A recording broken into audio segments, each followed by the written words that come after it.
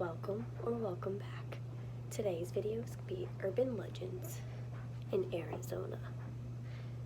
These, when I was researching, scared me. And because I'm a visual person, I don't want to see these, and I would not watch this video at night. Fun fact, Arizona leads the nation in copper production. The first urban legend I'm going to talk today is the Slaughterhouse Canyon. During the 1800s gold rush, everyone wanted a piece of the action. A family that headed west built a cabin in the canyon, and the father would go out into the mountains to search for gold. He'd come back every few months to provide food for his family, but one month he didn't come back. His family started starving to death, which drove the mother insane. Instead of watching them die, she put on her wedding dress and chopped her children up. After she realized what she did, she began wailing and begging forgiveness.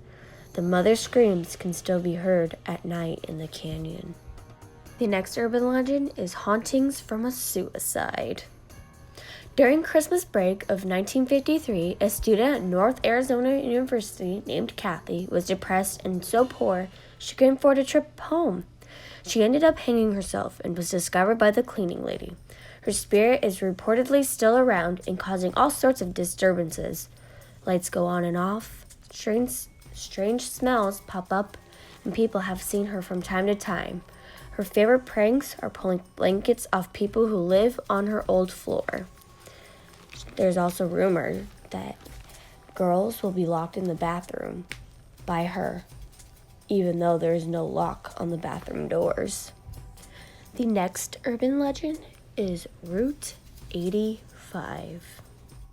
A newlywed couple was driving through Arizona in the 1950s on their way to their honeymoon at Lake Tahoe. Unfortunately, they were driving at night and didn't see a huge boulder in front of them until their car slammed into it, killing them both. It's been said that if you drive around the area at midnight, you'll encounter their car with the couple alongside it, trying to call for help. The next urban legend takes place at the Hotel Monte Vista. The Hotel Monte Vista doesn't just have one ghost, it has a whole bunch. There's a phantom bellboy that knocks on doors, a bank robber from the 70s, a ghost who is constantly coughing, and the specter of a woman roaming the halls. Patrons of the Overlook Hotel would feel right at home here. The next urban legend is the lost Dutchmans mine. So many down on their luck, folks have been tempted to spend a few days in the Superstition Mountains to see if they can locate the fabled lost Dutchmans gold mine. Does it actually exist? The Dutchman Jacob Waltz does seem to have been a real person, but whether the mine exists and the legitimacy of any existing maps to the alleged location are under scrutiny. At least half a dozen people since the 1930s have died attempting to locate the mine, making it a deadly venture. The trail will take you around the Lost Dutchman State Park, but not to the mine. No map actually exists. The last urban legend is the Mogollon Monster. This one, I'm reading someone's personal experience.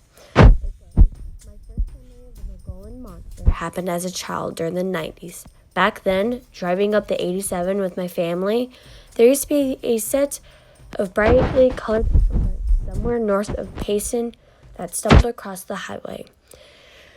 These were made in homage to the Mogollon Monsters, Arizona's own version of Bigfoot. Although you couldn't convince me, my 10-year-old self, they weren't real. Sightings have been reported as early as 1903, but its existence is dubious.